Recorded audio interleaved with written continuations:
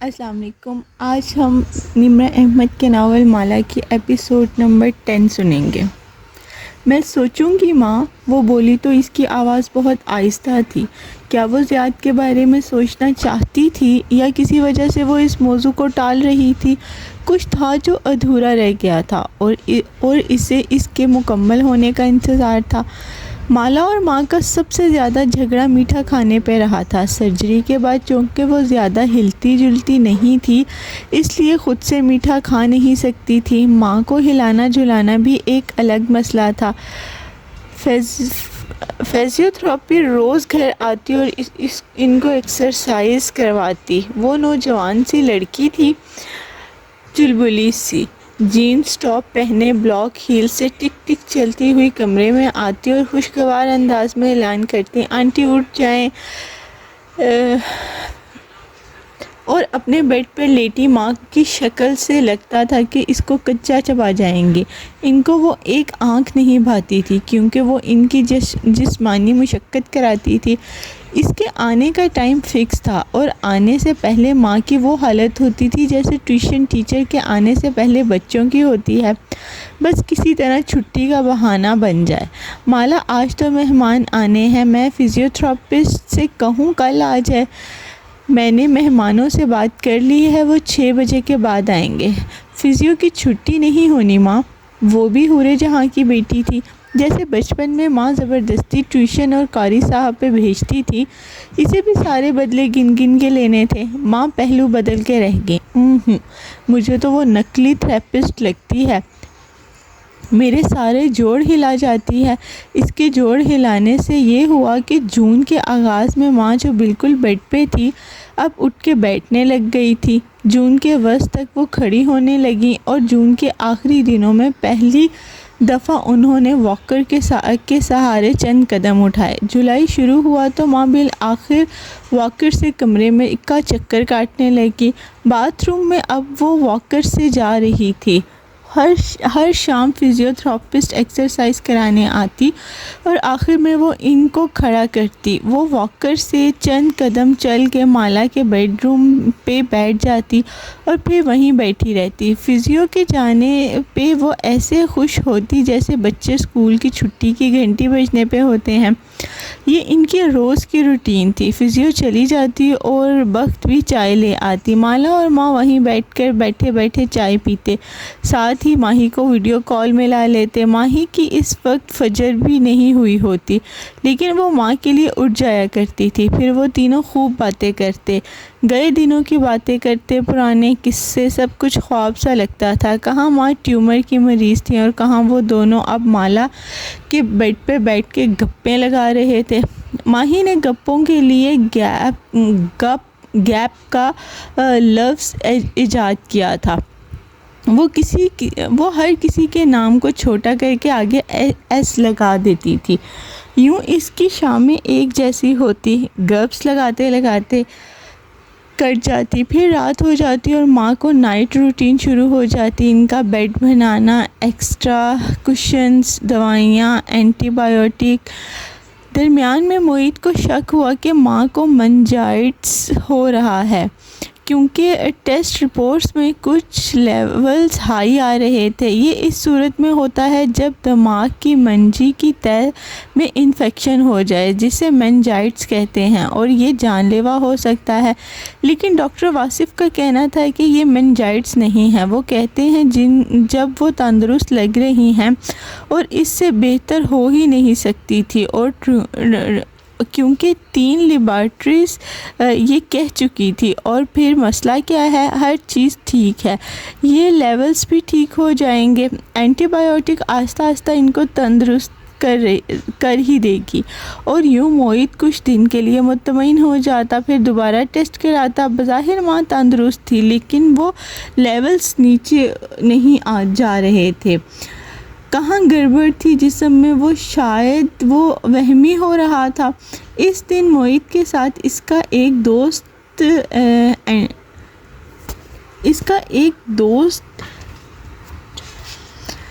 اس دن معید کے ساتھ اس کا ایک دوست اینڈوکرائنولوجسٹ گھر آیا اور ماں کی شوگر وغیرہ کا فالو اپ کرنے لگا۔ وہ اس وقت بیڈ پہ اٹھی بیٹھی تھی، دوپٹہ سر پہ لے کر کانوں کے پیچھے اڑیس رکھا تھا، سفید بال قلموں سے نکلتے دکھائی دے رہے تھے۔ مالا نے سوچا صبح ان کا ہیئر ڈائی لگا دے گی۔ میٹھا نہیں کھا سکتی، حسرت ہی رہ گئی اب یہ، وہ شکوہ کرتے ہوئے ڈاکٹر جعفر سے کہنے لگی۔ کس نے کہا ہے آپ میٹھا نہیں کھا سکتی؟ معید، اس نے تحکم سے کہا۔ آنٹی کی شوگر چیک کرو اور گھر میں جو بھی میٹھا ہے لے آؤ۔ ہیں کیا مطلب؟ وہ جو صوفے پہ بیٹھی موبائل پہ لگی تھی ہڑبڑا کے اٹھی اور معید بھی فکر مند ہو گیا۔ ماں کی شوگر ہائی ہوئی تو انفیکشن ہو سکتا ہے۔ میں اینڈوکرائنولوجسٹ ہوں یا تم؟ ڈاکٹر جعفر بگڑ کر بولا۔ میں شوگر ہائی نہیں ہونے دوں گا۔ اگر ہم ان کو میٹھا کھلا کے ساتھ ہی اس نے انسولین کی ایک قسم کا نام لیا لگا دیں تو شوگر ہائی نہیں ہوگی۔ بخت نے انڈوں کا حلوہ بنایا تھا۔ تھوڑی دیر بعد ماں مزے سے پیالے میں انڈوں کا حلوہ کھا رہی تھی، جبکہ مالا اور معید بے بسی سے انہیں گھور رہے تھے۔ اس دن سے ڈاکٹر جعفر ماں کا فیورٹ ڈاکٹر بن گیا تھا۔ وہ دوپہر کے کھانے کے بعد پیالہ بھر کے انہیں میٹھا کھانے دیتا اور ساتھ ہی مالا ان کو انسولین کی وہ قسم لگا دیتی جو اس نے کہی تھی۔ وہ کھانے سے پہلے کی شوگر بھی نوٹ کر کے بتاتی اور ساتھ یہ بھی کہ وہ کیا اور کتنا کھا رہی ہیں۔ انسولین فوراً جسم میں جا کے شوگر لیول کم کر دیتی۔ یہ ایک خطرناک چیز تھی، لیکن چونکہ اینڈوکرائنولوجسٹ خود اس کو مانیٹر کر رہا تھا، اس لیے ماں کا شوگر لیول ٹھیک رہا اور وہ ایک دم خوش رہنے لگیں۔ وہ ہر روز میٹھا بنواتی۔ جعفر کا کہنا تھا کہ مریض خوش نہیں ہوگا تو صحت مند نہیں ہوگا۔ جون کے مہینے میں انہوں نے بہت میٹھا کھایا۔ جعفر نے جولائی میں بھی انہیں میٹھا کھانے دیا۔ اس کا کہنا تھا کہ اگست میں جب زخم مکمل بھر جائے گا اور وہ چلنے پھرنے لگیں گی تب ہم اس کو روک دیں گے۔ البتہ ماں کو سختی سے منع تھا کہ وہ جعفر کی اجازت کے بغیر میٹھا نہیں کھا سکتی۔ آہستہ آہستہ وہ میٹھے میں ایک دن کا گیپ دینے لگا۔ ماں کو یہ بات پسند نہیں آئی، لیکن مجبور تھی، وہ بھی گیپ والا دن تھا۔ لیکن مالا نے صبح دیکھا کہ بخت بھی شاہی ٹکڑے بنا رہی ہیں۔ ان کے کان کھڑے ہو گئے۔ ماں نے جا کے پوچھا تو انہوں نے سر جھکا کے معصومیت سے کہا، معید نے کہا تھا۔ اس نے معید کو کال کی، وہ ہاسپٹل تھا۔ کون سے شاہی ٹکڑے؟ میں نے تو نہیں کہا۔ مالا کو ساری بات سمجھ آ گئی۔ اسے ماں کی معصومیت پر ہنسی بھی آئی، لیکن خیر، دوپہر میں وہ چپ چاپ شاہی ٹکڑوں کا پیالہ لیے ماں کے پاس گئی اور انہیں تھما دیا۔ بس ایک پیالہ کھانا ہے آپ نے؟ ماں نے چپ چاپ سر جھکا لیا، کچھ نہیں کہا، دوبارہ نہیں مانگا۔ مالا کو لگا ماں کو بالآخر اپنی شوگر کا احساس ہونے لگا ہے۔ رات کو اس نے بخت اور معید کے ساتھ کچن میں میٹنگ کی۔ اب مجھ سے پوچھے بغیر گھر میں میٹھا نہیں بنے گا۔ معید نے سر ہلایا۔ ہاں، اور مالا، اب ماں کو آج کی حرکت پہ کچھ نہ کہنا۔ میں نے انہیں ایک پیالہ دے دیا ہے، وہ مزید نہیں مانگیں گی۔ مالا کا منہ کھل گیا۔ معید، میں نے انہیں ایک پیالہ دے چکی تھی۔ انہوں نے تم سے الگ سے مانگا ہے؟ معید نے بے اختیار ماتھے کو چھوا۔ اس نے کیسے ماں کی معصومیت پر بھروسہ کر لیا؟ پھر دونوں نے یکدم بخت کو دیکھا، وہ بھی منہ کھولے انہیں دیکھ رہی تھی۔ ایک پیالہ تو جی باجی کو میں نے بھی دیا ہے، بخت بھی۔ وہ دونوں چلائے اور ماں کمرے میں بیٹھی ہم ٹی وی کا کوئی ڈرامہ لگائے مزے سے شاہی ٹکڑے کھا رہی تھی۔ بس ثابت ہوا کہ وہ ان کی بھی ماں تھی۔ اندرون شہر کی گندی میلی گلیوں میں سے ایک کے اندر بنے اس گھر میں آج بھی بہت رش تھا۔ البتہ وی آئی پی کے لیے مختص قالین والے کمرے میں صوفے پہ کروفر سے بیٹھی کبیرہ بیگم تنہا تھی۔ ٹانگ پہ ٹانگ چبائے وہ مضطرب سی اپنی ہیرے کی انگوٹھیاں مروڑ رہی تھی۔ بوائے کٹ بال ہمیشہ کی طرح سیٹ تھے، کانوں میں موتیوں کے ٹاپس اور آنکھوں میں برہمی تھی۔ سامنے بیٹھا بکھرے بالوں اور بدبو دار لباس والا عامر پیٹر مسیح آنکھیں بند کیے ہوئے تھا۔ کبیرہ بے چینی سے اسے دیکھ رہی تھی۔ بچ کیسے گئی حورِ جہاں؟ وہ ایک دم تڑپ کے بولی تو عامر نے آنکھیں کھولی۔ جادو نے اس کے خون کو اس کے خلاف کر دیا تھا۔ خون میں شیطانی لوتھڑا بنایا گیا تھا، لیکن عامر نے گہری سانس اندر کھینچی۔ کیا کریں، اس کے بچوں نے علاج کروا لیا، کیا فائدہ ہوا؟ وہ ناخوشی سے ایک انگوٹھی کو بار بار اتارتی اور واپس پہنتی۔ اتنے جادو کے باوجود اسے بچنا ہی تھا۔ جادو نے اس کے جسم کا بہت کھوکھلا کر دیا ہے، کبھی تو عامل کا وقت بھی آئے گا۔ وہ زیر رب مسکرایا۔ کبیرہ نے کہہ کے سر جھٹکا اور دوسرے موضوع کی طرف آئی۔ ماہی، اس کی بیٹی کی ساس کسی کو بتا رہی تھی کہ اس کی پریگننسی ٹھیک جا رہی ہے۔ ایک کام کہا تھا تمہیں کہ اس کا بچہ نہیں ہونا چاہیے، وہ بھی تم سے نہیں ہوا سائیں۔ عامر نے ڈھیلے انداز میں کندھے اچکائے۔ ہمارا قصور نہیں ہے، وہ لڑکی پڑھائی بہت کرتی ہے، صبح شام کی دعائیں، اس سے معاملہ خراب ہو جاتا ہے۔ ہم جادو بھیجتے ہیں لیکن وہ اثر نہیں کرتا۔ یعنی میں اب وہ دن دیکھوں گی جب عواد اور ماہی اپنی مکمل فیملی سیلیبریٹ کر رہے ہوں گے اور میری بیٹی گھر بیٹھی ہوگی۔ ناممکن۔ کبیرہ نے مٹھیاں بھینچ لی، ایسے کہ ناخن ہتھیلیوں میں پوست ہو گئے۔ عامر کاجل لگی آنکھوں سے مسکرایا۔ فکر نہ کرو، انسان سست پڑ جاتا ہے، کسی نہ کسی دن وہ دعا مانگنا بھول جائے گی، کبھی نہ کبھی وہ ناغہ کرے گی، ہم طاق میں ہوں گے اور اسی دن حملہ کریں گے۔ بس کبیرہ کی تسلی نہیں ہوئی، اسی ناخوشی سے عامر کو دیکھ کر گویا ہوئی۔ اور وہ زیاد، اس کا اچھا حساب تمام کیا تم نے؟ اس کی ماں رشتہ لینے پہنچ گئی کشمالہ کے گھر۔ اس کی ماں کا بھی وہی مسئلہ ہے کبیرہ بیگم، وہ پڑھتی پڑھاتی بہت ہے، یہ پڑھنے پڑھانے والے لوگ سارا دھندا خراب کر دیتے ہیں۔ وہ جی بھر کے بدمزہ ہوا۔ زیاد کی ماں نے اپنی پڑھائی سے اور ماہی کی اپنی پڑھائی سے اپنی اولاد کو محفوظ کر رکھا ہے۔ اب میں کہاں سے نقب لگاؤں؟ کس کام کے ہو پھر آپ میرے؟ زیاد کی ماں کا کچھ کرتا ہوں۔ جب حورِ جہاں جیسی پڑھنے پڑھانے والی عورت جادو سے بیمار پڑ سکتی ہے تو زیاد کی ماں کیا چیز ہے؟ وہ آنکھیں بند کر کے کچھ بڑبڑانے لگا، پھر اسی کیفیت میں بولا، زیاد کشمالہ کو پسند کرتا ہے اور اس کی شادی کے معاملے میں سنجیدہ ہے۔ تمہاری بیٹی کا معاملہ مجھے یہاں ہوتا نہیں دکھائی دے رہا۔ میری بیٹی کی شادی زیاد سے نہ ہوئی تو تم کراؤ گے یہ سب؟ کبیرہ اب بے چینی سے ناخن چبانے لگی تھی۔ یہ وہ صرف تب کرتی جب وہ شدید بے بسی کا شکار ہوتی۔ خاندان والوں کی باتیں، اپنی بیٹی کا بڑھتا وزن، یہ سب اسے ہراساں کرتا تھا، اور پھر دھوم دھام سے شادی کر کے وہ ایک اچھا داماد لے کر خاندان میں دھاک بھی بٹھانی تھی۔ کبیرہ کو ہمیشہ یہی فکر ہوتی تھی کہ اپنی دھاک ہر ایک پہ قائم کیسے رکھنی ہے، اور اگر یہ سب نہ ہو سکا اور اسے ماہی کا بچہ اور مالا کا بسا ہوا گھر دیکھنا پڑا تو وہ کسی بھیانک خواب سے کم نہیں ہوگا۔ کشمالہ زیاد کو پسند نہیں کرتی تھی، اس کی زندگی میں کوئی اور ہے۔ عامر ایک دم چونک کر بولا۔ کبیرہ بھی اپنے خیال سے جاگی، چہرے پہ مسکراہٹ بکھر گئی۔ واہ، تمہارے موکل تو بڑے کام کے ہیں، کون ہے ان کی زندگی میں؟ اس نے تجسس سے پوچھا۔ کوشش کرتا ہوں پتہ کرنے کی۔ عامر نے بڑے جوش سے آنکھیں بند کیں، لیکن اگلے ہی پل اس کی مسکراہٹ غائب ہوئی۔ گڑبڑا کے اس کی آنکھیں کھولی۔ نہیں، کوئی نہیں۔ ہاتھ بے اختیار گردن تک گیا۔ وہ درد کئی دن تک محسوس ہوتا رہا تھا۔ مگر تم نے کہا نا موکل کو غلطی لگی تھی، کوئی نہیں ہے کشمالہ کی زندگی میں، میں دیکھتا ہوں اس معاملے کو۔ وہ کھانستے ہوئے بات بدل گیا۔ زیاد کی ماں کو بہت تیزی ہے نا رشتہ کرنے کی، پہلے اس کا بندوبست کرتا ہوں۔ اب وہ کبیرہ بیگم کو وہ فہرست تھما رہا تھا جو اسے درکار تھی، نقدی، بکرے اور فیورز، کسی کی سفارش، کسی کا تبادلہ۔ اکثر لوگ سوچتے ہیں جادو جنات کا کام کرنے والے اپنے لیے جنات سے کہہ کر دولت کیوں نہیں کما لیتے؟ ایسا اس لیے ہے کہ جنات انسان کو دولت نہیں لا کے دے سکتے۔ دولت انسان کو انسانوں سے کمانی ہوتی ہے، اور یہ نصیب سے ملتی ہے، محنت سے بڑھتی ہے اور حکمت سے خرچ کرنے پر قائم رہتی ہے۔ جنات اس معاملے میں بے بس ہوتے ہیں، وہ تکلیف دے سکتے ہیں یا کسی کا حال عامل تک پہنچا سکتے ہیں۔ عامل ان کاموں کے لیے جنات کو قید کرتے ہیں اور ان پہ ظلم کرتے ہیں۔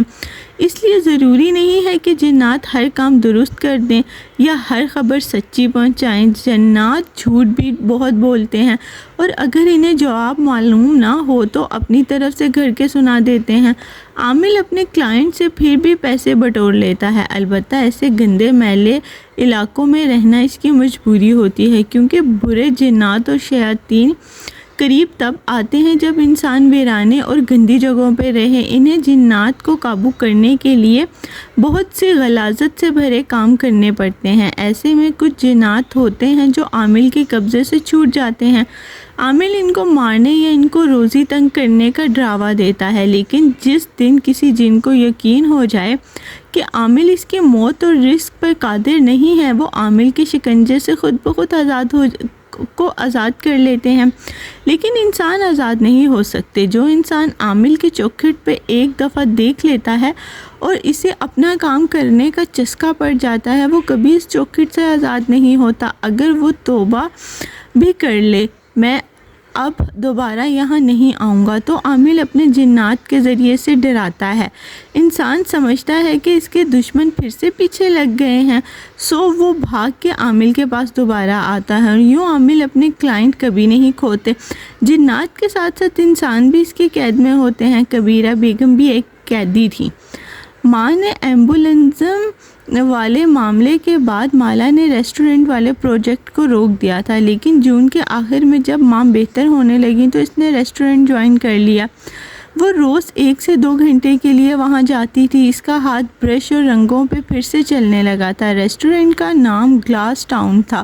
وہاں ہر روز معمول کی گہما گہمی ہوتی تھی۔ ریسٹورنٹ کے ہال کے باہر ایک برآمدہ تھا جس کے شیشے کی دیوار نے اس سے باغیچے سے الگ کر رکھا تھا۔ مالا گلاس وال کے اندر کی طرف فرش پہ بیٹھی جاتی، نیچے چند کشن بچھا لیتی اور پھر آلتی پالتی لیے وہ رنگ مکس کرنے لگتی۔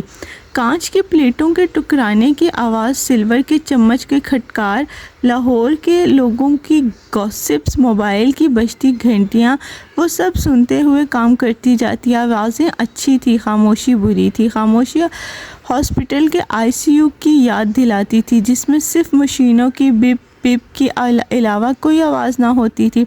ہر روز گلاس وال کے ساتھ اپنا کام پھیلانے سے پہلے وہ موبائل اسکرین پر تاریخ دیکھتی۔ ڈاکٹر دوہرا کے ٹائم لائن 6 ماہ کی تھی، 1 نومبر تک۔ وہ ٹائم لائن کبھی ذہن سے جاتی ہی نہیں تھی۔ جیسے سزائے موت کے قیدی کو سزا سنا کے آزاد کر دیا جائے تو وہ بار بار اس تاریخ کو یاد کرتا ہے جب اس کو پھانسی دی جاتی تھی۔ ہر روز وہ گنتی کی 1 نومبر آنے میں کتنے دن ہیں، اور ہر روز وہ گنتی کے کیف کو گئے کتنے دن بیت چکے ہیں۔ یہ حساب کتاب بھی ذہن میں نہیں جاتا تھا۔ کیف گیا تو زندگی سے بھی کچھ چلا گیا۔ تعقب ہونے کا احساس پھر سے چھانے لگا، لیکن اس نے پھر کوئی کارڈ نہیں رکھا۔ وہ رکھنا ہی نہیں چاہتی تھی۔ سیکیورٹی گارڈ چیزوں کو پیچیدہ بنا دیتے ہیں، یا شاید وہ صرف کیف تھا۔ مالا نے اس خوف کو نظر انداز کرنا شروع کر دیا۔ ماہی مسلسل اسے قرآنی آیات بھیجتی، ان کو پڑھا کرو مالا، ماں پہ جادو ہے۔ وہ ان کو پڑھتی اور پورے انہماک سے پڑھتی، لیکن ماں کی صحت کے لیے، جادو کا سوچ کے نہیں۔ اسے جادو جنات پہ یقین نہیں تھا، وہ ہوتے ہیں لیکن کسی اور کے ساتھ، کسی اور زمانے میں۔ اس کی ماں پہ کوئی جادو نہیں تھا، ماں ہی وہمی تھی۔ اس کے بعد گھر میں خون نہیں آیا، نہ ہی کسی نے کوئی اور حرکت کی۔ ہاں، ایک تعقب ہونے کا احساس تھا، لیکن وہ اس کو نظر انداز کر دیتی تھی۔ وہ ریسٹورنٹ پہنچی تو ماں کا ٹیکسٹ میسج آیا، پہنچ گئی ہو؟ وہ مسکرا کر جواب لکھتی، جی ماں۔ روز اس کی کوشش ہوتی کہ پہنچتے ساتھ ہی اس کو پہلے ماں کو میسج کر دے، لیکن ان کا میسج پہلے آ جاتا۔ وہ منٹ گن رہی ہوتی تھی، وہ کام کر رہی ہوتی تھی تو ماں کا میسج آتا، ساتھ ساتھ کچھ کھاتی پیتی بھی رہنا۔ ان موہے ریسٹورنٹ والوں سے کہو تمہیں فری میں کھانا دیا کریں۔ ماں بھی ٹپیکل ماں تھی، وہ ہنس کے روز انہیں میسج کرتی، جی وہ مجھے کافی دیتے ہیں۔ ماں کو خالی پیٹ کافی پینا پسند نہ تھا، لیکن وہ عمر کے اس حصے میں تھی جب انٹرمنٹ فاسٹنگ ایک روٹین بن جاتی ہے۔ اگلی دوپہر کے کھانے میں 12 سے 16 گھنٹے کا گیپ دیتے ہیں اور اس دوران سوائے پانی یا بلیک کافی کے کچھ نہیں کھاتے۔ وہ صبح کافی سے زیادہ کچھ پی بھی نہیں سکتی تھی اور کافی سے اسے کیف یاد آتا، لیکن وہ اس کو ذہن سے جھٹک دیتی۔ ریسٹورنٹ سے نکلنے سے پہلے ماں کا میسج آ جاتا، نکل پڑی ہو؟ وہ کہتی جی راستے میں ہوں، حالانکہ وہ دروازے پہ ہوتی تھی۔ غرض ان 2-2.5 مہینوں میں ماں کے بار میسج آتے۔ 1 مئی کو جب ڈاکٹر دہرا نے وہ ڈیڈ لائن دی تھی تو مالا کو لگتا تھا اس نمبر سے اب کبھی میسج نہیں آئے گا، لیکن ڈاکٹر دہرا غلط تھے۔ وہ بار دہرا کے دل کو یقین دلاتی۔ ڈاکٹر دہرا نے کہا تھا کہ وہ کلائمہ ہے، لیکن وہ منجومہ نکلا۔ اب میری ماں کبھی بیمار نہیں ہوں گی، مگر 1 نومبر کی تلوار ذہن میں لٹک رہی تھی۔ بس یہ 1 نومبر گزر جائے، پھر زندگی سکون میں آ جائے گی۔ جون کے اختتام تک اس کی زیاد سے چند بار ٹیکسٹ پہ ہی بات ہوئی تھی۔ وہ ماں کی خیریت پوچھنے کے لیے میسج کرتا تھا، ساتھ ہی وہ اپنے مسئلے بھی بیان کرتا، جیسے اس کے آفس میں آگ لگنے سے اس کا اسٹور روم جل گیا، ذمہ داری زیاد پہ آ گئی۔ حالانکہ وہ چھٹی پہ تھا اور اس بات سے کافی پریشان تھا۔ پھر اس کے حالات بہتر ہونے لگے تو وہ کم پریشان رہنے لگا۔ البتہ رشتے والے معاملے پر دونوں نے کبھی کوئی بات نہیں کی۔ وہ 11 جولائی کی بات ہے جب صبح تاریخ دیکھتے وقت اسے کیف کی کمپٹیشن یاد آیا۔ کیا وہ اسے جیت جانے کے بعد مالا کو بتائے گا؟ اسے یقین سا تھا کہ وہ جیت جائے گا، وہ کامیاب ہو جائے گا۔ پتہ نہیں کیوں اس نے فون رکھ کے پینٹ برش اٹھایا ہی تھا کہ زیاد کی کال آنے لگی۔ بنا بتائے اس نے کیسے کال کر لی؟ مالا کام کے دوران کسی کا فون نہیں اٹھاتی تھی، لیکن وہ زیاد تھا، اس نے ہینڈ فری کانوں سے لگائے۔ آپ نے کیسے کال کی؟ خیریت؟ وہ برش کو پینٹ میں ڈپ کر رہی تھی۔ رف کرتا ٹراؤزر پہنے، بال پونی میں باندھے، اس نے ماتھے پہ سلک کا سبز رومال باندھ کے پیچھے گھرا لگائی ہوئی تھی۔ کیا یہ آپ کا ورکنگ ٹائم ہے تو صحیح، لیکن میرے لیے آپ وقت نکال لیں گی؟ وہ پر اعتماد تھا۔ ہمیشہ کی طرح مالا نے ایک نظر اپنے بکھرے پینٹس اور برشز کو دیکھا۔ وہ اس کو ناراض نہیں کرنا چاہتی تھی۔ اگر اس نے دوبارہ کال نہ کی، اسے خود پہ حیرت ہوئی۔ وہ توجہ کے لیے اتنی ضرورت مند کب سے ہو گئی تھی؟ شاید اس لیے کہ وہ ایموشنل ٹراما میں تھی۔ کیا ٹراما بھی چل رہا تھا یا گزر گیا؟ یہ فیصلہ نہیں کر سکی۔ بتائیے۔ وہ اس کو اپنی جاب کے بارے میں بتانے لگا، کیسے وہاں مسائل چل رہے تھے، کیسے اس نے بمشکل خود کو ان سے نکالا، اور اس سے اس کی رائٹنگ کا پوچھنے لگی اور اس کے بارے میں کچھ دیر بولے گیا۔ وہ جانتی تھی کہ وہ تمہید باندھ رہا ہے۔ اس کے ہاتھ برش سے پینٹ مکس کر رہے تھے، لیکن وہ انہیں شیشے پہ نہیں اتار رہی تھی۔ اسے زیاد کی تمہید ختم ہونے کا انتظار تھا۔ آپ جانتی ہوگی میری امی نے کچھ دن پہلے آپ کی والدہ سے بات کی تھی ہمارے بارے میں۔ مشکل گفتگو شروع ہو چکی تھی۔ اس نے برش رکھ دیا اور سبز رومال سے ڈھکا سر جھکا دیا۔ جی مجھے معلوم ہے۔ کیا آپ نے اس بارے میں سوچا؟ دیکھیں زیاد، جواب اس کے پاس تیار تھا۔ میری ماں بیمار ہے، میں ان کو ریگولرلی ریکوری میں چند ماہ لگیں گے، پھر ہم ان کے گھٹنے کا آپریشن کرائیں گے۔ ان کے وزن کی وجہ سے دونوں گھٹنوں کا آپریشن ایک ساتھ نہیں ہو سکتا، درمیان میں 6 ماہ کا گیپ دینا ہوگا۔ اگر ہم دسمبر میں ایک گھٹنے کی سرجری کراتے ہیں تو دوسرے کی سرجری اگلے جون میں ہوگی، پھر ان کی ریکوری میں بھی 5 ماہ لگ جائیں گے، یعنی اگلے 1.5 سال تک میں ماں کے علاوہ کسی اور کے بارے میں نہیں سوچ سکتی۔ دوسری طرف خاموشی چھا گئی۔ دراصل جب امی نے یہ بات سوچی تھی تب آنٹی صحت سے تھی، ہمیں خود بھی اندازہ نہیں تھا کہ وہ اتنی بیمار پڑ جائیں گی۔ وہ دھیمی آواز میں کہہ رہا تھا، آپ کی بات درست ہے، آپ کو جتنا وقت چاہیے آپ لے لیں، آرام سے اس بارے میں سوچیں، لیکن وقت کی وجہ سے انکار مت کریں۔ آپ کو لگتا ہے میں اور آپ ایک ساتھ رہ سکتے ہیں؟ وہ پہلی دفعہ ہلکا سا مسکرائی۔ میرے ساتھ کوئی بھی رہ سکتا ہے کشمالہ، آپ اپنی بات کریں۔ اس کا اعتماد اور مسکراہٹ وہ فون کی دوسری طرف بھی محسوس کر سکتی تھی۔ میرے ساتھ ہر کوئی نہیں رہ سکتا، آپ کے بارے میں سوچوں گی، لیکن میں کوئی وعدہ نہیں کر سکتی۔ ایک بات پوچھوں؟ وہ قدرے توقف سے سوچتے ہوئے کہنے لگا، آپ نے ابھی تک شادی کیوں نہیں کی؟ ابھی تک؟ آپ غالباً 28 برس کی ہیں، مجھ سے 2 سال چھوٹی ہیں کیونکہ شادیاں عموماً 25 سال تک ہو جاتی ہیں، آپ نے کیوں نہیں کی؟ وہ چپ ہو گئی۔ آپ کو عمر کی بات بری تو نہیں لگی؟ میں دراصل ایک صاف گو انسان ہوں، جو دل میں ہو کہہ دیتا ہوں۔ عمر کا ذکر اس لیے کر رہا ہوں کیونکہ خوبصورت لڑکیوں کی شادی بہت جلد ہو جاتی ہے۔ آپ اتنی ٹیلنٹڈ اور اتنی پرفیکٹ ہیں، اس لیے پوچھا۔ اس نے بہت نرمی سے اپنی بات کی وضاحت کی۔ کیونکہ میرا نہیں خیال کہ شادی دنیا کا سب سے ضروری کام ہے۔ مجھے اپنا کیریئر بنانا تھا اور خود پہ فوکس کرنا تھا، اور آج کل لڑکیوں کی شادیاں اس سے بھی لیٹ ہوتی ہیں۔ اس کی آواز دھیمی ہو گئی، کچھ برا لگا تھا اس سے۔ میرا خیال ہے کہ شادی کیریئر سے پہلے آتی ہے، خصوصاً لڑکیوں کے لیے، کیونکہ لڑکیاں لڑکوں سے جلدی ایجڈ ہو جاتی ہیں۔ پہلے مجھے بہت حیرت ہوئی تھی یہ دیکھ کے کہ میرے ارد گرد کام کرنے والی خواتین 30 کا ہنسا عبور کرنے کے بعد اتنی چڑچڑی کیوں ہونے لگتی ہیں۔ آپ خود 30 کا ہنسا عبور کیا ہے تو اندازہ ہوا ہے کہ بوڑھے ہونے کا خوف بہت شدید ہوتا ہے، اس لیے اپنی زندگی کو کسی بھی چیز سے لگ کے گزرنا جانے دیں۔ بے شک میرے بارے میں مت سوچیں، انکار بھی کر دیں، لیکن کشمالہ اپنا وقت مزید ضائع مت کریں، اپنے بارے میں سوچنا شروع کریں۔ وہ بہت نرمی سے کہہ رہا تھا۔ وہ بالکل خاموش ہو گئی۔ میرے مینیجر مجھے بلا رہے ہیں، ہم پھر بات کریں گے۔ اس نے شائستگی سے کہہ کر کال کاٹ دی۔ اس وقت اسے زیاد کی بات بری لگی تھی، لیکن زیاد ایسا ہی تھا، حقیقت پسند، اور حقیقت ناولز اور فلموں سے دور ہوتی ہے۔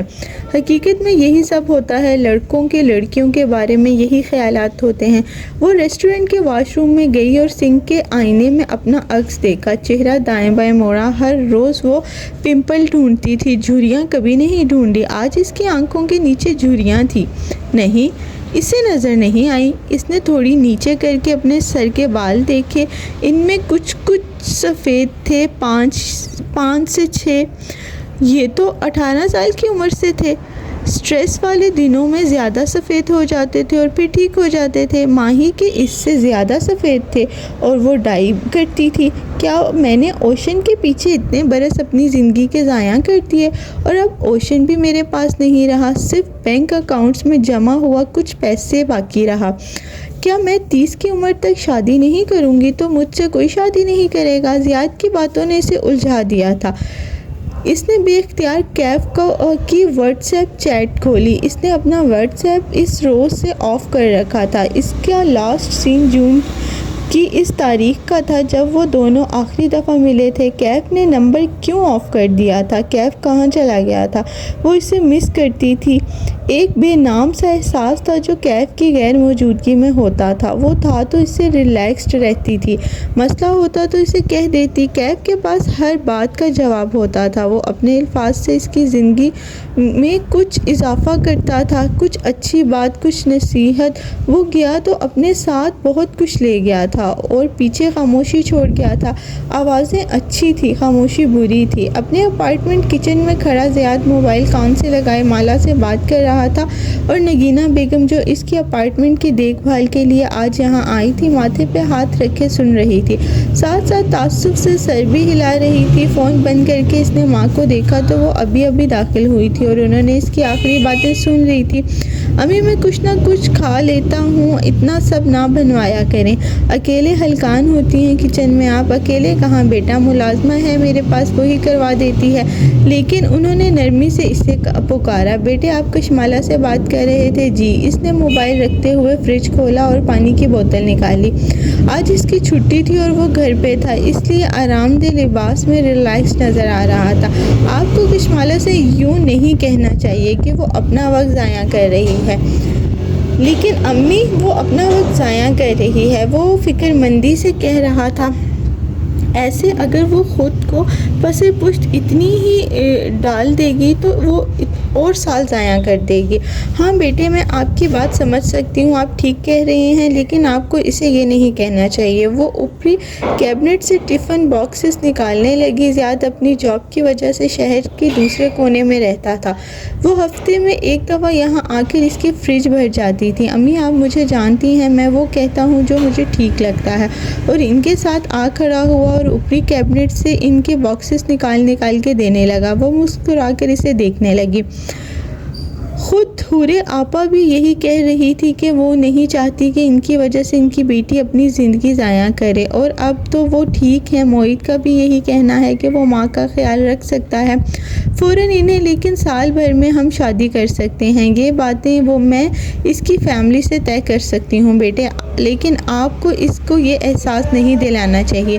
لڑکیاں بہت نازک ہوتی ہیں، ان کا دل ٹوٹ جاتا ہے۔ وہ کاؤنٹر سے ٹیک لگائے ہتھیلیاں کاؤنٹر پر جمائے کھڑا سوچنے لگا، اس طرح تو میں اس سے کبھی دل کی بات نہیں کہہ سکوں گا۔ مجھے ہر بات پہ سوچنا پڑے گا کہ وہ بہت حساس ہے۔ نہیں بیٹے، ایک دفعہ شادی ہو جائے تو میاں بیوی کو ایک دوسرے کی سمجھ آ جاتی ہے کہ دوسرے کا مطلب وہ نہیں ہے۔ یوں فون پہ آپ کہو گے تو برا لگے گا۔ وہ آپ باکس سے کھانا دوسرے میں پلٹ رہی تھی، پھر ڈھکن بند کیا اور سنک کی طرف مڑی۔ نل کھول کر ہاتھ دھوتے ہوئے انہوں نے بات جاری رکھی۔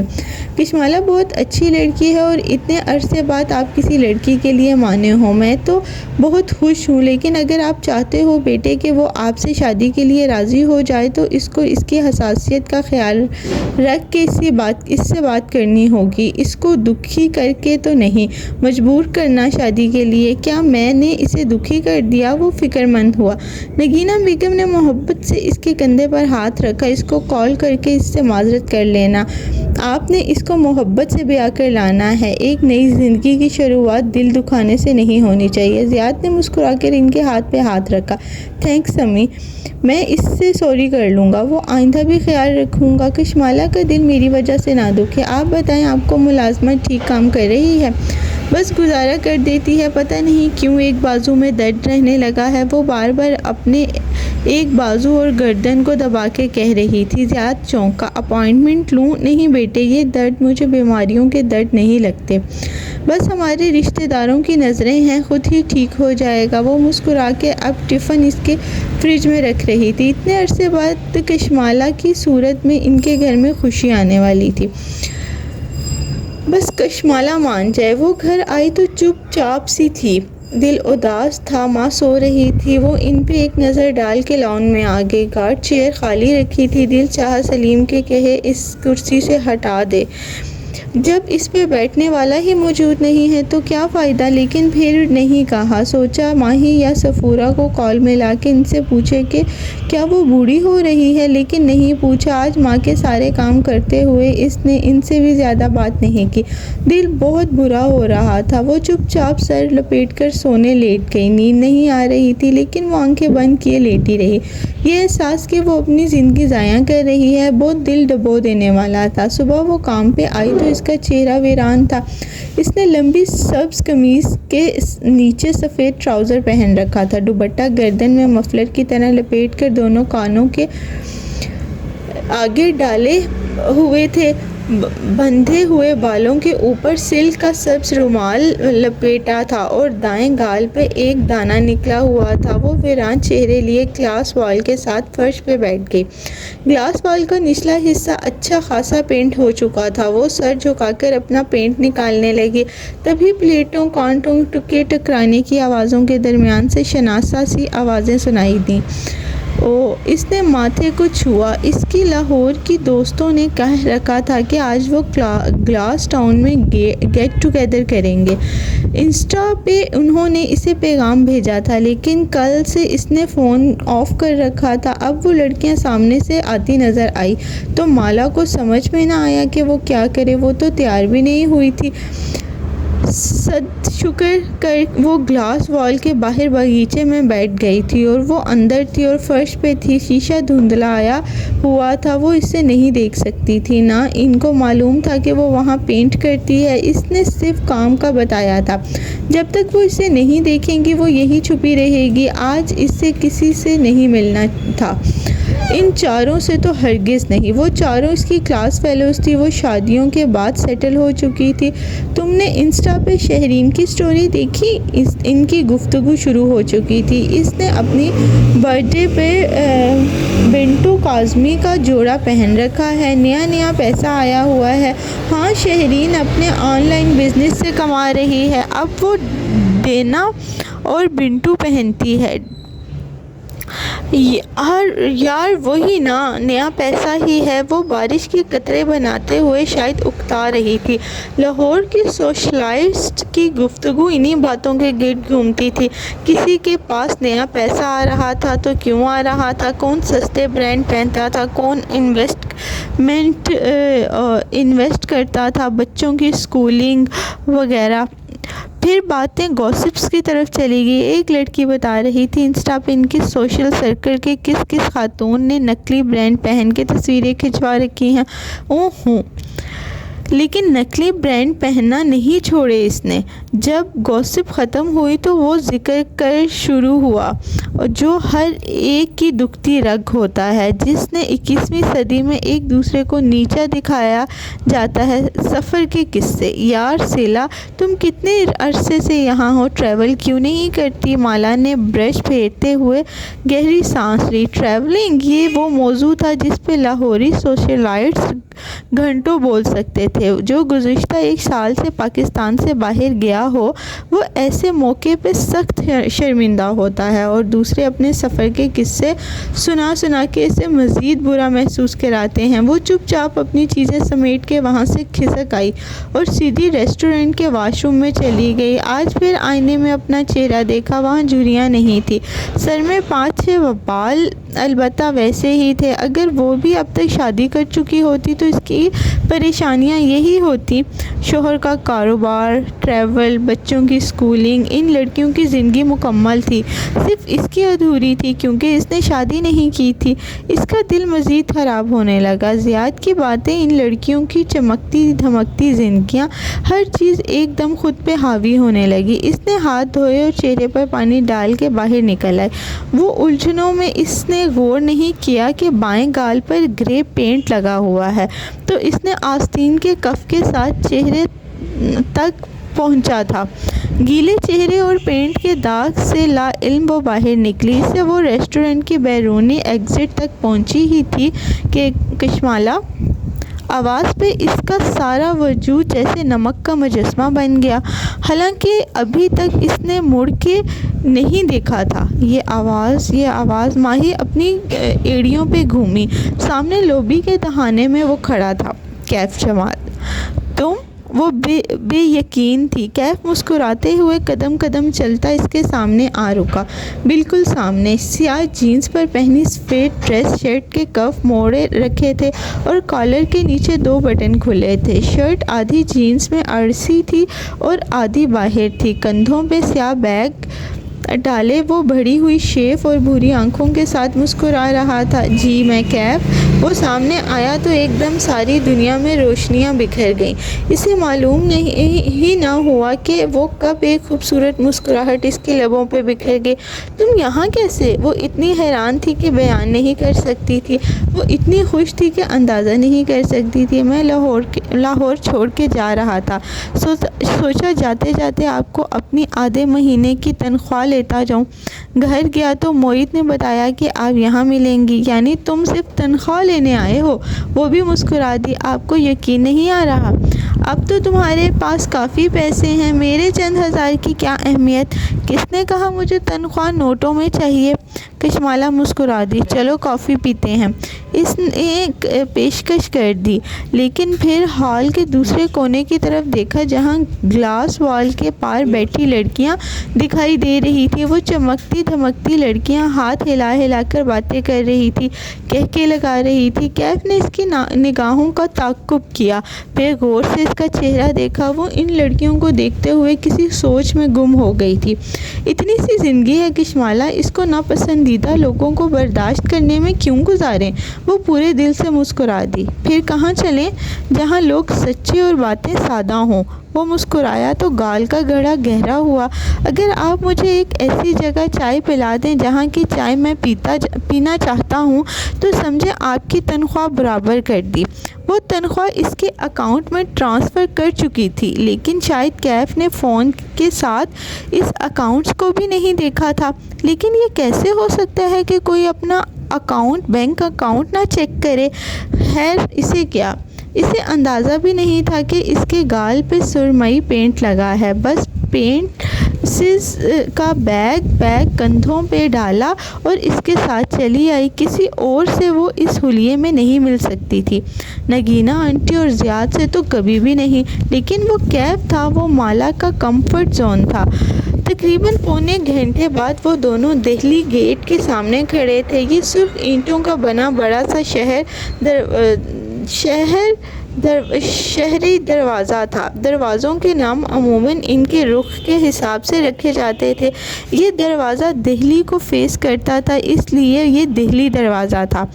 ورلڈ سٹی کے محکمے نے گزشتہ برسوں میں قدیم لاہور کے ان چند مقامات کو ریسٹور کیا تھا۔ یہ یورپین شہروں کے تاریخی مقامات جیسے صاف ستھرے اور چمکتے دھمکتے نہیں تھے، لیکن پھر بھی یہ سیاحتی معیار پہ پورے اترتے تھے۔ تم تب سے لاہور میں ہو، واپس نہیں گئے؟ وہ طاہر سے کہتے ہوئے دہلی دروازے کے اندر داخل ہو رہی تھی۔ وہ اس کے ساتھ چلتے ہوئے گردن گھما گھما کے اطراف کو دیکھ رہی تھی۔ نہیں، مجھے اپنا پلان بنانا تھا۔ خاموشی اور تنہائی میں اندر ایک بار رونق بازار تھا۔ دونوں اطراف میں دکانیں تھیں اور ہر طرف سے گلیاں نکلتی تھیں۔ مسالوں اور خوشبو زور سے نتنوں میں گھسی، مگر اچھی لگی۔ بنا لیا؟ جی بنا لیا۔ کیف مسکرایا۔ اس کی آنکھوں کی چمک اور عزم بھی اسے اچھا لگا۔ لاہور دوبارہ آؤ گے؟ وہ ایک بغلی گلی سے نکل کے شاہی حمام کی طرف جا رہے تھے۔ دھوپ، شور، مسالہ جات کی خوشبو، ان سب میں اسے اونچا بولنا پڑ رہا تھا، نہیں آؤں گا۔ وہ سامنے دیکھ کے قدم اٹھا رہا تھا۔ کیوں؟ کیونکہ لاہور نے میرا دل توڑا ہے۔ وہ دوبارہ دل توڑوانے نہیں آؤں گا، وہ اس نے مالا کو دیکھے بغیر کہا اور آگے بڑھ گیا۔ وہ وہیں کھڑی رہ گئی۔ کبھی کبھی اسے لگتا تھا کہ اس نے زارا والی بات جھوٹ سے کہی ہے تاکہ وہ کاش ہم مختلف حالات میں ملے ہوتے کا اثر زائل کر سکے۔ پچھلے 1.5 ماہ تک وہ کیف کے ہر قدم پہ اس نے بہت سوچا تھا۔ اس کی پر اسراریت ایک طرف، اسے نہیں لگتا تھا کہ وہ شادی شدہ تھا۔ وہ شاہی حمام کے داخلی برآمدے میں کھڑا تھا، مڑ کے اسے دیکھا جو وہیں گمسم سی کھڑی تھی اور مسکرایا۔ آپ اپنے لاہور کا تعارف نہیں کروائیں گی مجھ سے؟ وہ اسے آگے کا اشارہ کر رہا تھا۔ کیا باتوں سے اثر کیسے ہی زائل ہو جایا کرتے ہیں۔ آف کورس، یہ شاہی حمام ہے۔ وہ گہری سانس لے کر اس کی طرف آئی۔ اور یہ شاہ جہان نے بنوایا تھا، علم الدین نصاری نے اس کی تعمیر کروائی تھی۔ وہ دونوں اب داخلی برآمدے میں کھڑے تھے اور وہ گردن اٹھائے چپ کے چھت کو دیکھ رہا تھا۔ وہاں رنگین نقش و نگار اور پھول بوٹے بنے تھے۔ مغل بہت صاف ستھرے لوگ تھے۔ انہوں نے شہر دروازے کے ساتھ ایک حمام اس لیے بنوایا تاکہ جو بھی لاہور آئے پہلے غسل کرے، صاف ستھرا ہو کر شہر میں داخل ہو۔ اگر وہ آج کے لاہور کی آلودگی دیکھ لیتے تو اس نے افسوس سے سر جھٹکا۔ آپ نے کہا اسے شاہ جہان علم الدین انصاری نے بنایا؟ وہ گردن اٹھا کے چھت کو دیکھتے ہوئے بولا، لیکن عمارتوں کو ان کے معمار تعمیر کرتے ہیں، آرکیٹیکٹ۔ مالا نے کندھے اچکا دیے۔ آرکیٹیکٹ تو صرف ڈیزائن کرتے ہیں، پیسہ تو شاہ جہان نے لگایا اور سپروائز علم الدین انصاری نے کیا۔ اس نے گردن مالا کی طرف موڑی اور ایک شکوہ بھری نظر اس پر ڈالی۔ بلڈنگ بنانے کے لیے سب سے اہم معمار ہوتا ہے، لیکن لوگ معماروں کو بھول جایا کرتے ہیں، اسی لیے شاہی حمام کے معمار نے اپنی تصویر ہمیشہ کے لیے یہاں محفوظ کر دی۔ کیف نے انگلی سے اوپر اشارہ کیا۔ کیا؟ کدھر؟ اس نے حیرت سے سر اٹھایا۔ اسے آج تک معلوم نہیں ہوا تھا کہ شاہی حمام کے داخلی چھت پہ بنے پھول بوٹوں میں معمار نے اپنی بہت سی تصویریں بنا رکھی ہیں۔ امید ہے اب آپ شاہی حمام کے معمار کو نہیں بھولیں گی۔ وہ دونوں اندر داخل ہوئے تو وہاں دن کے باوجود نیم اندھیرا تھا۔ زرد بتیوں نے خوبصورت سا سما باندھ رکھا تھا۔ اندر ماحول ٹھنڈا سا تھا، جولائی کی دھوپ اور حدت یہاں کم تھی۔ کب جانا ہے؟ شام شام 4 بجے کی فلائٹ ہے اسلام آباد کی۔ مالا نے افسوس سے سر جھٹکا، پھر موبائل نکالا اور ماں کو آڈیو نوٹ بھیجنے لگی۔ ماں آج مجھے دیر ہو جائے گی۔ نوٹ بھیج کے سینڈ کیا۔ وہاں سگنل کمزور تھے، وہاں رکھ کے وہ کیف کی طرف مڑی۔ جانتے ہو شاہ جہان کے زمانے میں لوگ واٹس ایپ پہ آڈیو نوٹ کیسے بھیجتے تھے؟ کیف کی آنکھیں اچنبھے سے چھوٹی ہوئی۔ کیسے؟ مالا نے مسکراہٹ دبا لی اور اسے حمام کے ہال کے کمرے کے ایک کونے میں جانے کو کہا۔ خود وہ کافی دور دوسرے کونے میں جا کھڑی ہوئی۔ لاہور آنے والے مہمانوں کو لاہوری سب سے پہلے یہ جادو کا کرتب دکھاتے تھے، اسے بھی کیف کو دکھانا تھا۔ اب وہ دونوں کافی دور کونوں میں کھڑے تھے۔ مالا نے دیوار کی طرف منہ کر کے سرگوشی کی، ہلکی سی سرگوشی۔ فلائٹ پہ پیسے کیوں ضائع کیے؟ بس سے چلے جاتے۔ سرگوشی نے دیواروں میں سفر کیا اور وہ کئی فٹ دور کیف کے کان کے قریب آ کے گونجی۔ وہ چونک گیا، پھر مڑ کے ستائش سے اسے دیکھا جو اپنے کونے میں اتنی خوش کھڑی تھی جیسے یہ جادوئی دیواریں اس نے بنائی ہوں۔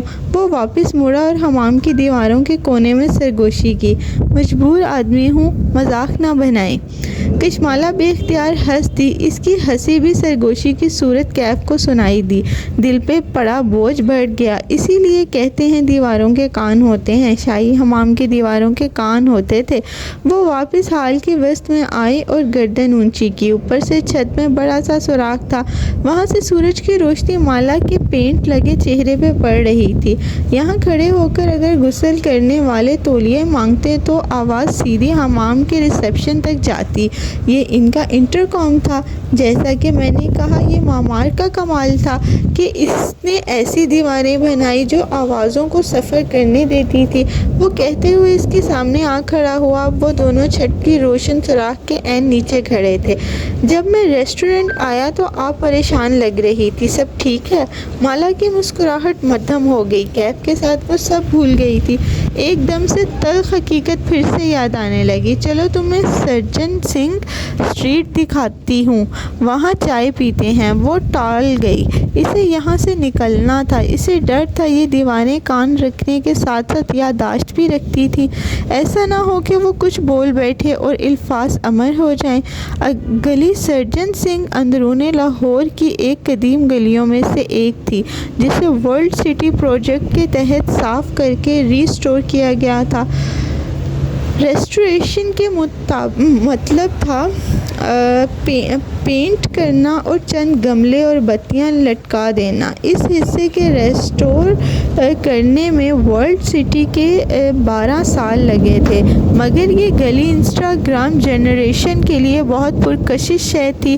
جو چند فلٹرز لگانے کے اس میں تصاویر کھنچواتے تو لگتا کہ اٹلی میں کھڑے تھے۔ وہ گلی کے دہانے پہ تھے جب کیف نے پکارا۔ آپ کو کیا بات پریشان کر رہی تھی؟ مالا کے قدم وہیں پتھر ہو گئے۔ گلی کے گھروں میں بھوری اینٹوں کی طرح پریشانی نہیں ہوں، سوچ رہی ہوں۔ وہ قدم قدم چلتا اس کے عین سامنے آ کھڑا ہوا۔ وہ بھوری آنکھیں دھوپ سے چھوٹی کیے ہوئے تھا۔ کسی نے کچھ کہا ہے نا؟ سبز رومال والی لڑکی اس کا چہرہ دیکھے گئی، آنکھیں گلابی پڑنے لگی۔ وہ آج بھی اس کے سامنے کھڑا تھا دھوپ کا راستہ روک کے، لیکن دھوپ تو اس کے پشت پہ بھی تھی۔ دھوپ تو ہر جگہ تھی۔ وہ جہاں تھا اس کی ڈھال بن سکتا تھا۔ حقیقت تھی۔ مجھے لگتا ہے میں نے اتنے برس ضائع کر دیے، وہ اب مجھے سمجھوتا کرنے پڑیں گے۔ کیف نے اسے مزید غور سے دیکھا۔ کام کے معاملے میں، شادی کے معاملے میں؟ اس پل گلی سرجن سنگھ کے دہانے پہ کھڑی لڑکی کو بھول گیا کہ وہ اس کا ڈرائیور تھا۔ اس وقت وہ صرف دھوپ سے روکنے والی ایک دیوار تھا جو سرگوشیاں بن سکتا تھا۔ کسی نے آپ کو آپ کی عمر کا احساس دلایا ہے، یہ حقیقت ہے۔ حقیقت ہوتی تو آپ کو خود احساس ہوتا۔ مجھے لگتا ہے احساس دلایا گیا ہے۔ مالا نے گہری سانس لی۔ اسے آج کیف پہ اعتبار کرنا تھا۔ اس سے بات کر کے وہ پچھتائے گی نہیں۔ زیاد اس نے مجھے پرپوز کیا ہے۔ اس کی آواز گلی سرجن سنگھ میں سرگوشی بن کے گونجی، اور جب میں نے وقت مانگا تو اس نے مجھے احساس احساس دلایا کہ وہ پہلے ہی بہت وقت ضائع کر چکی ہے۔ پھر اس نے جلدی سے وضاحت دی۔ زیاد کا کوئی غلط مطلب نہیں تھا، اس نے بہت شائستگی سے ایک نارمل بات کہی، بس مجھے لگا کہ آپ مجھ پہ بھروسہ کرتی ہیں۔ ایک دم سے ہوا چلنے لگی، گرم دھوپ میں ٹھنڈی ہوا۔ ہاں، اس کا سر خود بخود ہلا، اسے کیف پہ کیے گئے تمام شکوک بھول گئے۔ کیف نے مزید کچھ نہیں کہا، وہ آگے بڑھ گیا، وہ اس کے پیچھے چلتی آئی۔ گلی سرجن سنگھ کے وسط میں ایک بیٹھک بنی تھی، اس کا نام عثمان کی بیٹھک تھا۔ وہ دراصل ایک ریسٹورنٹ تھا جو قدیم طرز سے بنایا گیا تھا۔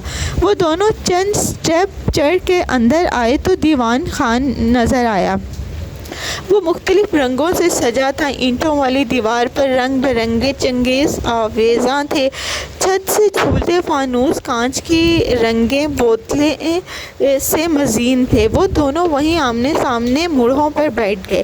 لاہور آئے ہو لیکن تم نے خلیفہ کی خطائی اور شیکے کی مٹھائی نہیں کھائی ہوگی۔ مجھے ان ہائیجینک چیزیں کھانے کا کوئی شوق نہیں، صرف چائے پینی ہے۔ مالا ہنس دی۔ تم اتنے نخریلے کیوں ہو؟ آج کھا کے دیکھو، یہ صاف ستھری ہوتی ہے، نہیں ہوتے تم بیمار۔ اس نے وہاں موجود چھوٹے لڑکے کو دو کا اشارہ کیا، وہ سمجھ کے باہر گیا۔ وہاں خطائیاں اور کڑک چائے اکٹھی سرو کی جاتی تھی۔ اب آپ میری بات سنیں۔ وہ سنجیدگی سے گویا ہوا اور وہ غور سے سننے لگی۔ رنگین بوتلوں سے بنے فانوس کی مدھم روشنی کیف کے چہرے پر پڑ رہی تھی۔ ٹھیک ہے، میں نے اپنا ٹریک ریکارڈ سے ایک ناکام انسان لگتا ہوں، لیکن میں انسانوں کو جانتا ہوں۔ میں وہ چیزیں سینس کر سکتا ہوں جو عام لوگ نہیں کرتے۔ میری بات شاید آپ کو بری لگے، لیکن کبھی نہ کبھی آپ کو اس کی ضرورت پڑے گی۔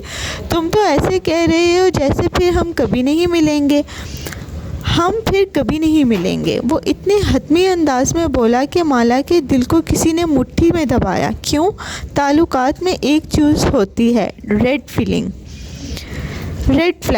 وہ اس کا سوال نظر انداز کر گیا۔ سرخ جھنڈے جب یہ نظر آئیں تو سنبھل جانا چاہیے۔ اس کی آواز دھیمی کی۔ زیاد ایک ریڈ فلیگ ہے؟ زیاد بہت اچھا انسان ہے، میں نے کب کہا وہ برا انسان ہے؟ لڑکا مٹی کے پیالوں میں چائے اور خطائیوں کی پلیٹ لے آیا، ان دونوں کے ساتھ ساتھ اپنے کپ اٹھائے۔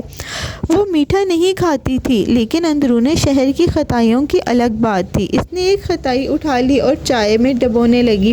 یقیناً زیاد ایک بہت اچھا انسان ہوگا، لیکن آپ کا اس کے ساتھ گزارا نہیں ہو سکے گا۔ اس نے مٹی کا پیالہ گھونٹ بھر کے نیچے کیا اور چہرے پہ جھنجھلاہٹ تھی۔ تم مجھے زیاد کے خلاف کر رہے ہو؟ کیف نے گہری سانس لی۔ کیونکہ مجھے معلوم ہے کہ وہ آپ کو ہرٹ کرے گا، اور میں نہیں چاہتا کہ کوئی بھی آپ کو ہرٹ کرے، خود میں بھی نہیں۔ وہ وہیں بیٹھی رہ گئی۔ عثمان کی بیٹھک میں اب صرف خاموشی تھی یا خطائیوں کی خوشبو۔ وقتاً گلی کی کسی کھلی کھڑکی سے کسی کے گانے کی آواز آنے لگی۔ ایک چھوٹی سی ڈھول تماشا گلے میں ڈالے اس کے چمچے سے پٹتے ہوئے ایک آدمی کوئی پنجابی لوک گیت گا رہا تھا۔ اسے معلوم ہو گیا تھا کہ عثمان کی بیٹھک میں سیاح آئے بیٹھے ہیں۔ تم نے مجھے کبھی ہرٹ نہیں کیا کیف، نہ کر سکتے ہو۔ لیکن کیف نے نفی میں سر ہلا دیا۔ اس کے چہرے پہ ملال تھا، وہ خود کو سزا سنا چکا تھا۔ وہ آج اس کی زندگی سے نکلنے کے لیے آیا تھا۔ گزشتہ 6 ہفتے مالا سے دور رہ کر وہ یہی سوچتا رہا تھا کہ کیا اس سے کشمالا کو حقیقت بتا دینی چاہیے۔ حقیقت بتانے کے بعد وہ اس سے معافی مانگ سکتا تھا، لیکن اگر مالا نے اسے معاف کر دیا تو پھر سزا تو نہ ملی، اور کیف کو اپنے لیے کیے کی سزا خود کو دینی تھی۔ اس نے اس لڑکی کے ساتھ دھوکہ کیا تھا، اس کی سزا یہی تھی کہ کشمالا اس کو کبھی معاف نہ کرے، اور وہ اس گناہ کا بوجھ ساری زندگی اٹھاتا رہے گا۔ وہ اس لڑکی کے قابل نہیں تھا، وہ اسے حقیقت بتا کے مزید ہرٹ نہیں کرنا چاہتا تھا۔ کر سکتا ہوں، وہ بولا تو اس کی آنکھیں زخمی تھی۔ شاید کر چکا ہوں۔ کبھی آپ کو میرے بارے میں کچھ سننے کو ملے تو؟ وہ رکا۔ اس کا جرم قابل معافی نہیں تھا، تو بے شک مجھے معاف نہ کیجیے گا۔ بس اتنا یاد رکھیے گا کہ میں مجبور تھا، میں برا آدمی نہیں ہوں۔ شاید ہوں، لیکن میں نے ہمیشہ آپ کی حفاظت کرنی چاہی ہے۔ میں آپ کو ہرٹ نہیں کرنا چاہتا تھا۔ کھل کے کہو کیا کہنا چاہتے ہو، کیونکہ مجھے تم سے کوئی شکایت نہیں ہے کیف۔ تم جب چاہو جاب پر واپس آ سکتے ہو۔ وہ اسے دیکھتا رہ گیا۔ اسے معلوم تھا وہ یہی کہے گی، وہ کبھی نہ کبھی یہ کہے گی، اور یہ ایک فکرہ اس کے قدموں کی زنجیر بن جائے گا۔ پھر وہ خود کو سزا کیسے دے گا؟ اس نے زارا کو اپنی بیوی بتانے کا جھوٹ اس لیے بولا تھا تاکہ وہ اس تک جاتے سارے راستے بند کر دے۔ وہ 6 ہفتے اس سے دور اسی لیے رہا تھا تاکہ وہ اسے بھول جائے، لیکن کشمالہ مبین ایسی لڑکی نہیں تھی جو گزرے وقت کے ساتھ بھول جائے۔ میں جاب پہ واپس نہیں آ سکتا، اس نے خود پہ جبر کر کے الفاظ جوڑے۔ میں نے کہا نا، ہم آج کے بعد کبھی نہیں ملیں گے، ورنہ ہم دونوں کی زندگیاں پیچیدہ ہو جائیں گی۔ رنگین بوتلوں سے بنا فانوس ہوا میں ذرا ذرا سا جھولنے لگا۔ گانا گاتے پنجابی گویے کی آواز مسلسل سنائی دے رہی تھی۔ جہاں تک رہا زیاد، تو اس سے شادی سوچ سمجھ کے کیجیے گا۔ زیاد آپ کو ہرٹ کرے گا، بہت ہرٹ کرے گا۔ وہ نارسسسٹ ہے۔ اسے حیرت ہوئی۔ کیف نے اس بات میں سر ہلایا۔ تمام لڑکے بڑے ہو جاتے ہیں سوائے پیٹر پین کے۔ یہ وہ لڑکا ہے جو کبھی بڑا نہیں ہوتا۔ وہ کہہ نہیں سکی۔ اسے یقین تھا کہ کیف غلط کہہ رہا تھا۔ کبھی بھی پیٹر پین کے لیے ونڈی مت بننا کشمالہ۔ اور جہاں تک بات ہے عمر کی، کیف مسکرایا، اور وہ بھی اس کو دیکھ کر مسکرا دی۔ وہ مسکراتا تھا تو اس کی ساری کلفت دور ہو جاتی تھی۔ تو عمر تو صرف ایک نمبر ہے۔ سر کے بال خود سے سفید نہیں ہوتے، ہم سفید بال کماتے ہیں۔ چہرے پر جھریاں خود سے نہیں آ جاتی، یہ کمائی جاتی ہیں۔ یہ ہمارے تجربے اور عقل کے پختہ ہونے کی قیمت ہے۔ پھر اس نے دل پہ انگلی رکھی۔ بس دل مطمئن ہونا چاہیے۔ اگر دل شادی کے بغیر خوش نہیں ہے تو شادی کر کے بھی خوش نہیں ہوگا۔ اگر آپ گلی سرجن سنگھ میں خوش نہیں ہیں تو اٹلی کی گلیوں میں بھی خوش نہیں ہوں گی۔ مالا نے ایک نظر خطائیوں کی پلیٹ کو دیکھا۔ کیف نے ان کو چھوا تک نہیں تھا۔ اس نے ایک خطائی اٹھائی اور اس کی طرف بڑھائی۔ کیا واقعی اب لاہور نہیں آؤ گے؟ نہیں آؤں گا۔ اس نے خطائی پکڑ لی لیکن کھائی نہیں۔ اوکے، لیکن محنت کرنا مت چھوڑنا۔ اگر تمہارا بزنس پلان کوئی قبول نہ کرے تو وہ لوگ اس قابل نہیں ہوں گے کہ تم نئے لوگ ڈھونڈنا۔ اس کی نصیحت پہ وہ مسکرایا اور خطائی جیب میں ڈال لی۔ اور آپ تعلقات میں سرخ جھنڈوں کو نظر انداز نہیں کریں گی۔ مالا نے مسکرا کر سر اسبات میں ہلا دیا۔ وہ اس بارے میں سوچے گی، اور اگر میرے بارے میں کچھ برا سنے تو مجھے بے شک معاف مت کیجیے گا، میں مجبور تھا۔ مالا نے پھر سے سر ہلا دیا۔ کچھ تھا جو کیف جمال میں ہمیشہ پر اسرار سا تھا، کچھ جو وہ چھپاتا تھا، لیکن اس نے کریدا نہیں، کیونکہ وہ نہیں بتائے گا۔ میری فلائٹ کا وقت ہونے والا ہے، میں ڈراپ کر دیتی ہوں، اس نے اٹھتے ہوئے پیشکش کی۔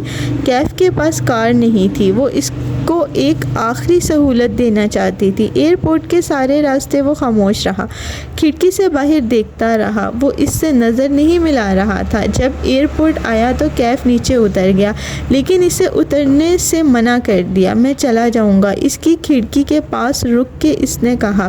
وہ اسٹیئرنگ وہیل پہ ہاتھ رکھ کے گردن اٹھائے باہر کھڑے کیف کو دیکھ رہی تھی۔ کیا واقعی وہ اب کبھی لاہور نہیں آئے گا کشمالہ؟ اس نے ایک آخری نظر اس پہ ڈالی اور جیب میں رکھی خطائی کے بوجھ کو محسوس کیا۔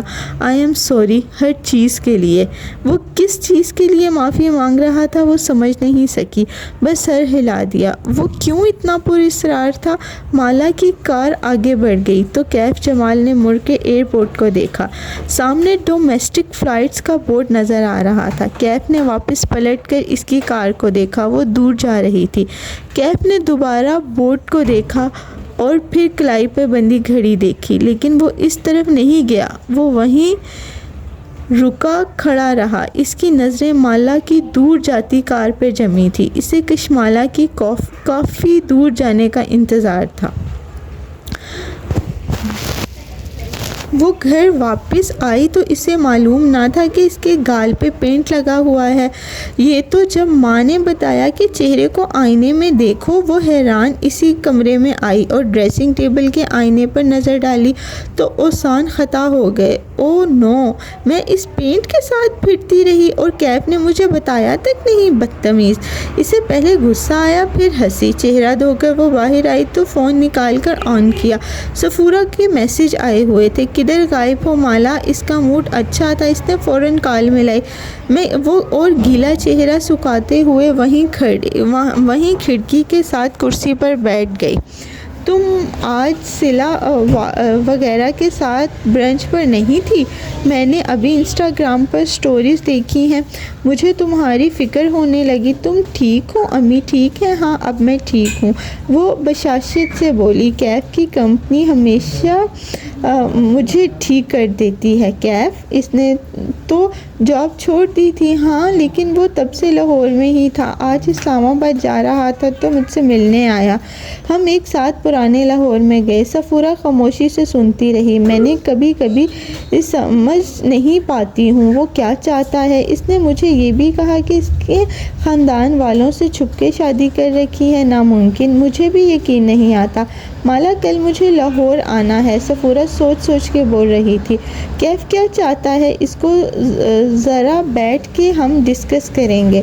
سفورہ اس کی کوئی بہترین دوست نہیں تھی، لیکن وہ سمجھدار لڑکی تھی اور ہمیشہ اچھا مشورہ دیتی تھی۔ کیف نے اسے اتنا الجھا دیا تھا کہ وہ اب واقعی سفورہ کے ساتھ بیٹھ کے اس معاملے میں ڈسکس کرنا چاہتی تھی۔ رات بھر وہ کیف کے بارے میں سوچتی رہی اور زیاد کے لیے ہاں نہیں کہہ سکتی تھی، کیونکہ کیف نے اسے الجھا رکھا تھا۔ کیا وہ اس میں دلچسپی رکھتا تھا؟ پھر وہ کیوں چاہتا تھا کہ خود کو مالا سے دور کر دے؟ وہ کس سے بھاگ رہا تھا؟ جب تک اس کا ذہن کلیئر نہ ہو وہ کیسے زیاد سے اپنا ایک نیا تعلق بنا سکتی تھی؟ اگلی صبح سفورہ کا فون آیا، وہ لاہور آ چکی تھی اور اپنی امی کے گھر میں تھی۔ اس نے مالا سے وہیں آنے کا کہا، وہ بھی اس سے اپنے گھر نہیں ملنا چاہتی تھی، اسے کھل کے سفورہ سے بات کرنی تھی۔ وہ کیف کی کزن تھی اور اسے مالا سے بہتر طور پر جانتی تھی۔ وہ سفورہ کے گھر پہنچی تو دوپہر روشن تھی۔ ملازم اسے سیدھا ڈرائنگ روم میں لے آیا۔ وہ اندر داخل ہوئی تو سفورہ وہیں بیٹھی تھی۔ مالا کو حیرت ہوئی، وہ اسے لینے باہر نہیں آئی، نہ وہ اس سے ملنے کے لیے اٹھی، بس اس نے سر ہلا کے تیار سی مالا کو دیکھا، جو گلابی چکن کاری میں لمبی قمیض دوپٹے میں ملبوس تھی، سفید ٹراؤزرز کے ساتھ سفید ہائی ہیلز پہنے، وہ بال کھلے فریش سی لگ رہی تھی۔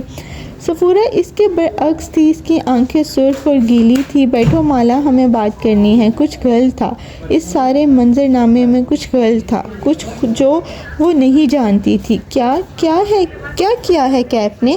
گلابی لباس والی لڑکی صوفے پہ بیٹھ گئی، اس کی سبز آنکھوں میں الجھن تھی، اس کے بھورے بال چہرے کے دونوں اطراف میں گر رہے تھے جہاں وہ کان کے پیچھے نہیں اڑس رہی تھی۔ سفورہ تم ٹھیک ہو؟ سفورہ چپ چاپ اسے دیکھنے لگی۔ اس نے رف سا لباس پہن رکھا تھا اور بنا میک اپ کے تھکی سی لگ رہی تھی۔ وہ ایک ویل ڈریسڈ، ہمیشہ ٹپ ٹاپ رہنے والی ورکنگ وومن تھی۔ وہ اتنی بجھی کیوں تھی؟ مالا، مجھ سے ایک غلطی ہو گئی ہے، وہ بولی تو نظریں گود میں رکھے ہاتھوں پہ تھی۔ مجھے کیف کو کبھی تمہارے پاس جاب کے لیے نہیں لگوانی چاہیے تھی۔ کیا کیا ہے کیف نے؟ کیف نے ہم دونوں کو دھوکہ دیا ہے۔ سفورہ نے گیلی آنکھیں اٹھائیں، ان میں افسوس بھی تھا اور غصہ بھی۔ مالا ہتھیلیاں اپنے دائیں بائیں صوفے پہ رکھے کنارے پہ یوں بیٹھی تھی جیسے غیر آرام دہ ہو۔ کیا مطلب؟ کیسا دھوکہ؟ کیف 3 ماہ پہلے میرے پاس آیا تھا، اس نے مجھے کہا کہ میں اسے تمہارے پاس جاب دلوا دوں، کیونکہ اس نے کسی سے سنا تھا کہ تمہیں گارڈ کی ضرورت ہے۔ وہ سناٹے میں رہ گئی۔ اس کو کیسے معلوم تھا؟ میں نے بھی یہی پوچھا، لیکن اس نے بات گول مول کر دی۔ اور مالا، میں اس وقت تک اتنی تھک چکی تھی کہ ہر دوسرے ہفتے ایک نیا گارڈ تمہارے پاس بھیج کے میں نے اس سے ہاں کہہ دی۔ مجھے یہ نہیں کرنا چاہیے تھا۔ I am so sorry. سفورہ کی آنکھوں میں آنسو ٹپکا، وہ سانس روکے سن رہی تھی۔ کیف کو کیسے معلوم کہ مجھے گارڈ چاہیے تھا؟ کیونکہ اسے کسی نے کہا تھا کہ وہ میرے ذریعے تمہارے پاس جاب حاصل کرے۔ صفورہ نے بھیگی آنکھوں سے اسے دیکھا۔ ایک ماہر فرید نامی امیر آدمی ہے۔ اس کے دل پہ کسی نے زور سے مکہ مارا، ایسے کہ تکلیف سارے بدن کو کاٹے گئی۔ مالا نے بے یقینی سے نفی میں سر ہلایا۔ یہ نہیں ہو سکتا، ماہر فرید تو میرا تعاقب کار ہے، کیف اس کے لیے کام کرتا ہے؟ نہیں، ماہر فرید نے اسے مجبور کیا کہ وہ میرے پاس آئے اور مجھے کہے کہ میں اس کی سفارش تم سے کروں۔ مالا کو سمجھ میں نہیں آ رہا تھا وہ کیا کہہ رہی ہے۔ وہ اپنی جگہ اٹھی اور ڈرائنگ روم میں کھڑکی کے سامنے آ کھڑی ہوئی۔ وہاں مخمل کے اونچے پردے نفاست سے بندھے تھے۔ باہر لان نظر آ رہا تھا جس کی گھاس دھوپ میں جھلس رہی تھی۔ یعنی تم یہ کہہ رہی ہو کہ کیف میرے پاس ماہر فرید کے کہنے پہ جاب کرتا رہا؟ اسے یقین نہیں آ رہا تھا۔ صفورہ نے جواب نہیں دیا۔ مالا اسی طرح بے یقینی سے بولتی گئی۔ وہ اتنا عرصہ میری جاسوسی کرتا رہا، وہ میرے بارے میں ماہر فرید کو رپورٹس کرتا رہا، یہ کیسے ہو سکتا ہے؟ اسے لگ رہا تھا اس کا دماغ پھٹ جائے گا۔ نہیں مالا، اس نے ایسا کچھ نہیں کیا۔ وہ ایک عجیب سا لمحہ تھا۔ کشمالا چونک کے اپنی دوست کی طرف مڑی۔ مگر تم نے کہا تھا کہ اس نے ماہر فرید کے کہنے پر میرے پاس جاب کی۔ مالا، اگر وہ ماہر فرید کے کہنے پہ تمہارے پاس نوکری کرتا تو تمہاری جاسوسی کرتا تو ہاں، کبھی نہ کبھی میں اسے معاف کر دیتی، لیکن اس نے یہ نہیں کیا۔ کیا کہہ رہی ہو صفورہ؟ صفورہ اپنی جگہ سے کھڑی ہوئی اور اس کے چہرے پہ احساس جرم تھا۔ آئی ایم سو سوری مالا۔ کیا کیا ہے کیف نے؟ اس نے مجھے کہا کہ میں اس کو تمہارے پاس جاب انٹرویو کے لیے بھیجوں۔ میں نے بھیج دیا، لیکن کشمارا کا سانس جہاں تھا وہیں رک گیا۔ لیکن کیف تمہارے پاس انٹرویو کے لیے نہیں گیا تھا۔ اس عجیب سے لمحے میں کشمالا مبین کی ساری دنیا تھم گئی۔ میرا کزن کیف جمال تمہارے پاس کبھی نہیں آیا مالا۔ اس نے کبھی تمہارے پاس جاب نہیں کی۔ تم کیف جمال سے کبھی نہیں ملی۔ صفورہ ڈرائنگ روم کے دروازے تک گئی اور کسی کو اندر آنے کا اشارہ کیا۔ کشمالا کی نظریں چوکھٹ کی طرف اٹھ گئیں۔ وہاں ایک نوجوان چلا آ رہا تھا، خوش شکل لیکن درمیانے قد کا، ماتھے پر بکھرے بال، چہرے پر بڑی شیو، پیروں میں مٹیالے جوگرز، اس کا سر جھکا ہوا تھا۔ یہ میرا کزن کیف جمال ہے، صفورہ بولی تو آواز میں غصہ بھی تھا اور دکھ بھی۔ کشمالا نے بے یقینی سے نفی میں سر ہلایا۔ یہ کیف نہیں ہے۔ وہ چند قدم پیچھے ہٹی یہاں تک کہ وہ مخمل کے پردے کے ساتھ جا لگی۔ یہ کیف نہیں ہے۔ وہ اجنبی نوجوان نے پیشانی سے سر اٹھایا اور اس چہرے کو نہیں جانتی تھی۔ یہی کیف ہے، میرا کزن کیف۔ پھر وہ کون تھا جو 1.5 ماہ میرے گھر میں رہا، جو میرے اتنے قریب رہا؟ وہ کون تھا؟ وہ بولی تو اس کا چہرہ سفید پڑ رہا تھا، شوق، خوف، بے یقینی کے ساتھ۔ نہیں